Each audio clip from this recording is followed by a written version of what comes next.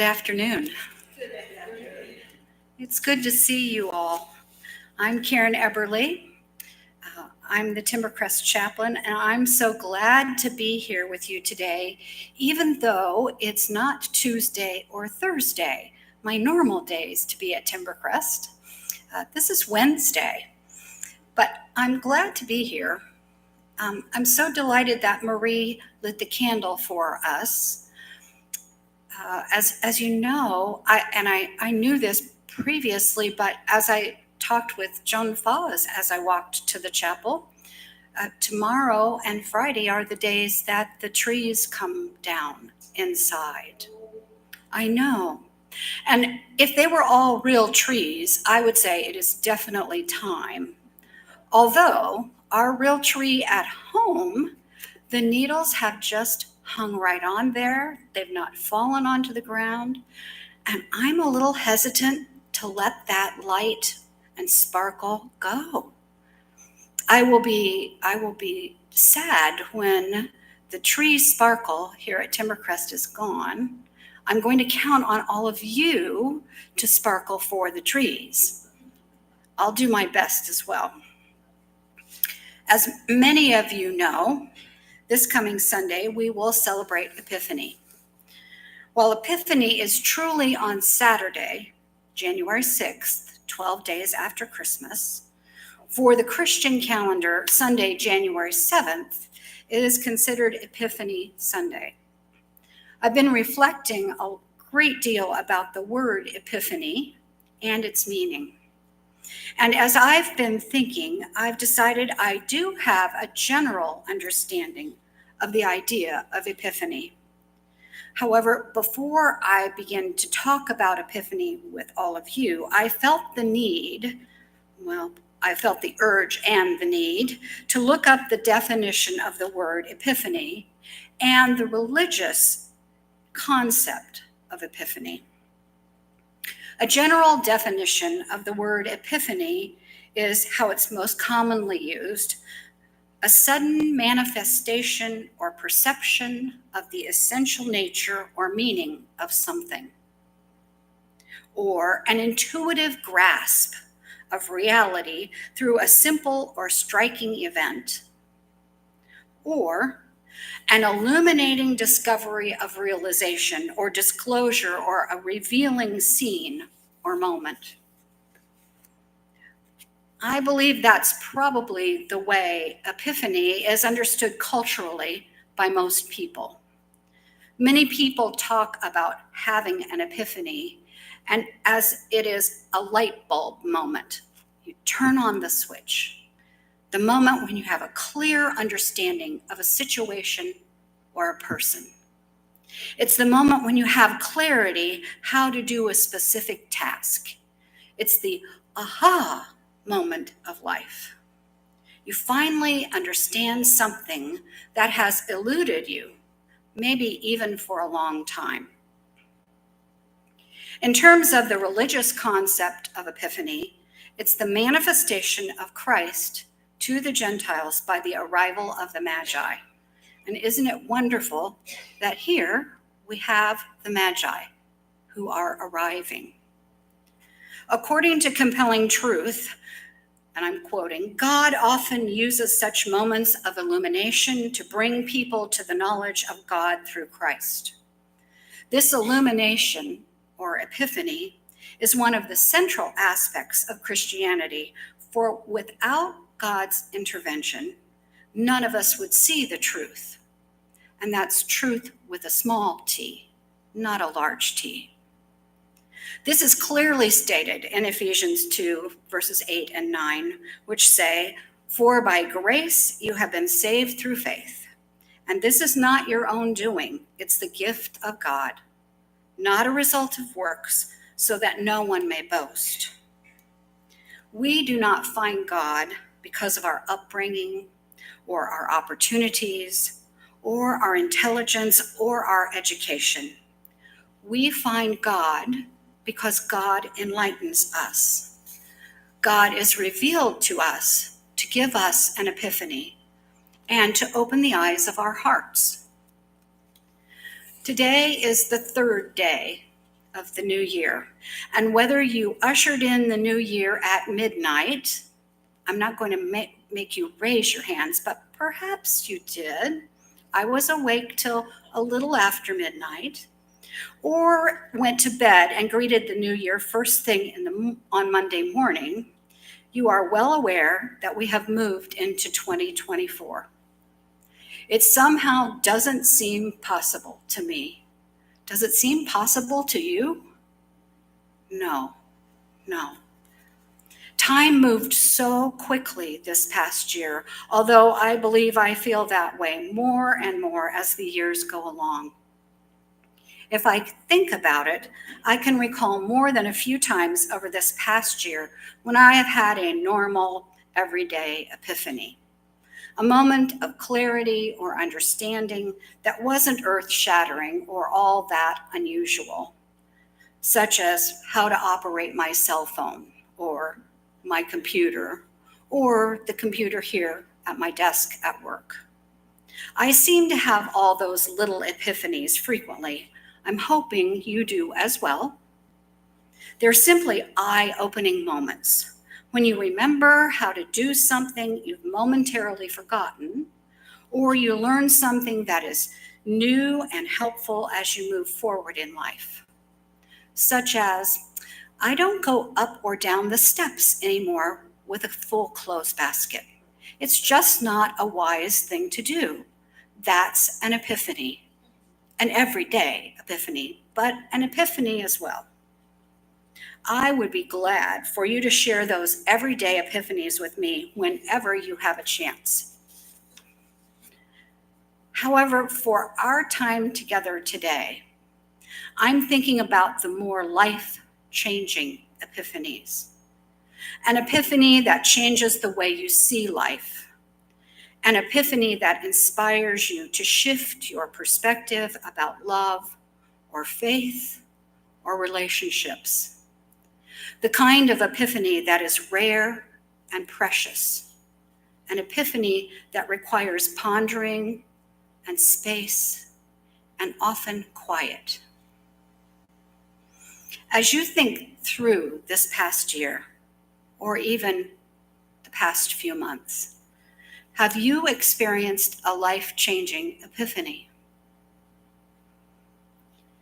Have you had a sudden intuitive grasp of a reality in your life or an illuminating discovery? Have the eyes of your heart been opened by God? I'll gladly be quiet for a few moments while you think about that.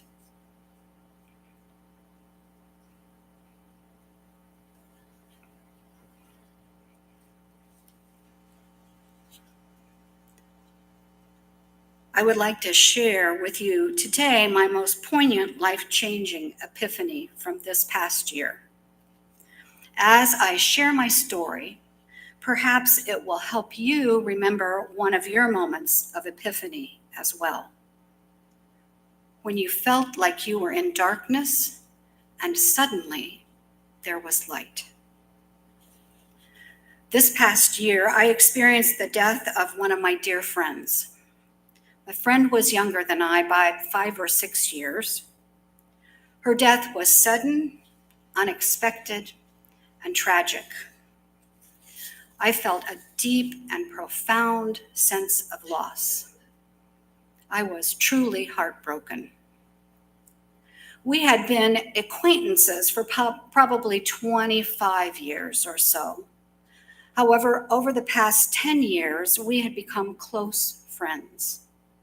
There were 3 of us who committed to meet every week, whenever possible, to deeply share our faith, our struggles, our questions, and our lives with each other. We held each other accountable to be our best selves, to strive to realize our dreams of what was possible, and to see ourselves as women of wisdom, courage, and strength. She always asked me the right questions when I wasn't certain of my path. and accepted me without qualifications or judgments. And I offered the same gifts to her. That in itself is a rare and precious gift. I believe our friendship was unique. We were in-person friends. Our friendship happened when we were together, sharing in the same space, with the same purpose. We both had other friends who we would call or text to go to lunch or spend time with. However, we didn't have a casual girlfriend relationship with one another. We committed ourselves to a specific friendship. Our relationship was deep and intentional and deliberate. After her death, I felt a great sense of loss. The loss of her spirit, the loss of her point of view, the loss of her faith-filled presence in my life. And I did know, with past experiences of loss, that my life would move forward. I would learn to live with the loss of my dear friend. Certainly, we are assured by our faith that in the midst of loss, love remains. So I continue to hold that hope, even as the sense of loss remains. In mid-October, I received an email article from the National Catholic Reporter, of which I'm a subscriber, entitled "Learning to Live with Absence" by Tom Smith. I frequently read the National Catholic Reporter. They have wonderful articles on the lectionary texts from many points of view. They have articles on life and faith.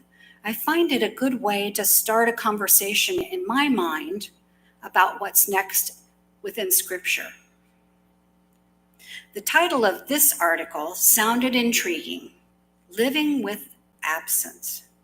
So I began to read, and the first few sentences of the article caught my attention.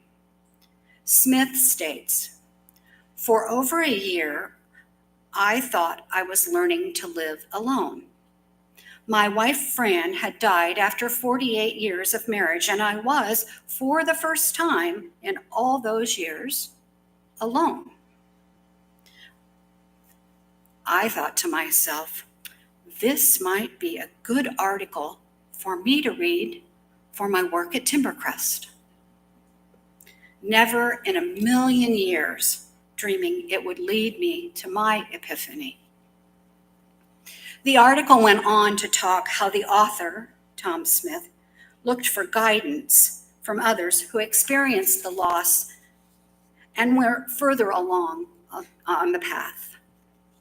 Smith continued to explain that even with everyone else's help and advice, he discovered, and I quote, "Living alone is a difficult life lesson.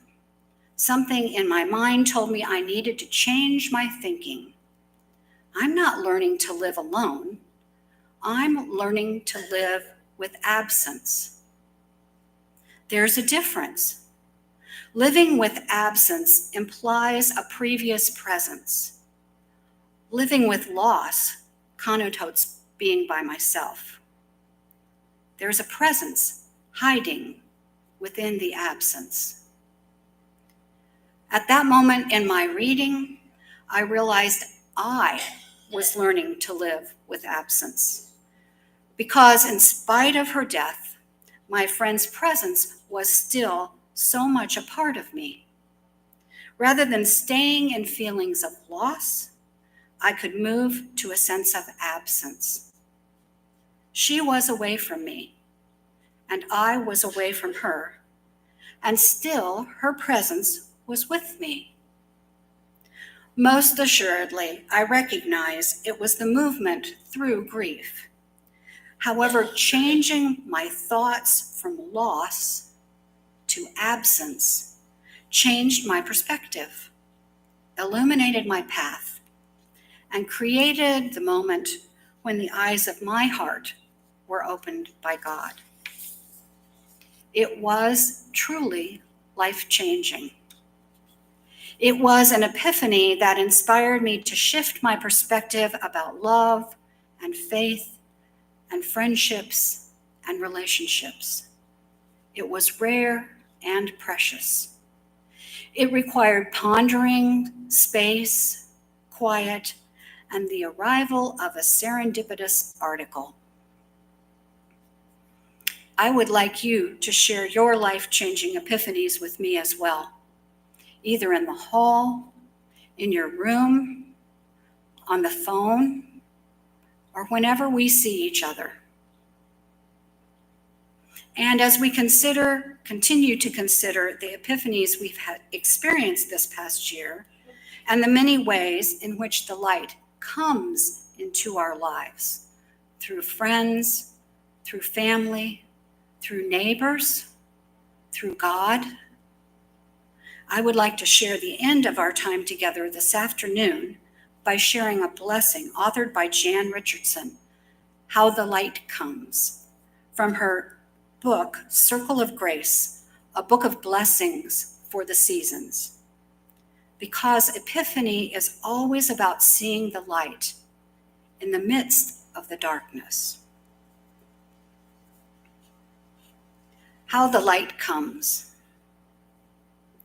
I cannot tell you how the light comes. What I know is that it is more ancient than imagining, that it travels across an astounding expanse to reach us, that it loves searching out what is hidden, what is lost, what is forgotten, what is in peril or in pain. That it has a fondness for the body, for finding its way towards flesh, for tracing the edges of form, for shining forth through the eye, the hand, the heart. I cannot tell you how the light comes, but that it does, that it will, that it works its way into the deepest, darkest that enfolds you. Though it may seem long ages in coming or arriving in a shape you did not foresee. And so, may we this day, as the darkness comes outside, turn ourselves toward the light. May we lift our faces to let it find us. May we bend our bodies to follow the arc it makes. May we open and more open and open still to the blessed light that comes. Amen. I would also encourage you to share your stories of Epiphany with one another, because perhaps your story of finding the light may bring the light to others. Thank you so much for being here and for sharing this time with me.